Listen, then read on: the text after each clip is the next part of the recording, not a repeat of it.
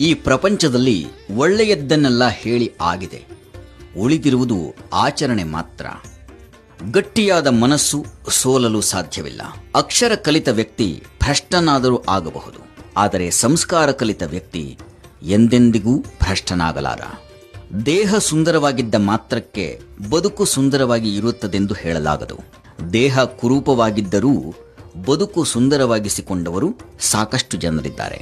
ಸೂರ್ಯನ ಕಿರಣಗಳು ಕೊಳಕು ಇರುವ ಜಾಗಕ್ಕೂ ಹೋಗುತ್ತೆ, ಆದರೆ ಅದು ಕೊಳಕಾಗುವುದಿಲ್ಲ. ನಾವು ಬದುಕಿನಲ್ಲಿ ಸೂರ್ಯನ ಕಿರಣದಂತೆ ಆಗಬೇಕು. ಯಾವ ಜಾಗಕ್ಕೆ ಹೋದರೂ, ಯಾರ ಜೊತೆ ಇದ್ದರೂ ನಾವು ನಾವಾಗಿರಬೇಕು, ಕೊಳಕಾಗಬಾರದು. ಒಂದು ಕಾಲು ಮುಂದೆ, ಇನ್ನೊಂದು ಕಾಲು ಹಿಂದೆ. ಮುಂದಿನ ಕಾಲಿಗೆ ಗರ್ವವಿಲ್ಲ, ಹಿಂದಿನ ಕಾಲಿಗೆ ಬೇಸರವಿಲ್ಲ. ಜೀವನವು ಹೀಗೆ ಯಾವಾಗಲೂ ಸ್ಥಿರವಾಗಿರುವುದಿಲ್ಲ. ಮನಸ್ಸಿದ್ದರೆ ದಾರಿ ಖಂಡಿತ ದೊರಕುತ್ತದೆ, ಇಲ್ಲವಾದರೆ ಅದೇ ಮನಸ್ಸು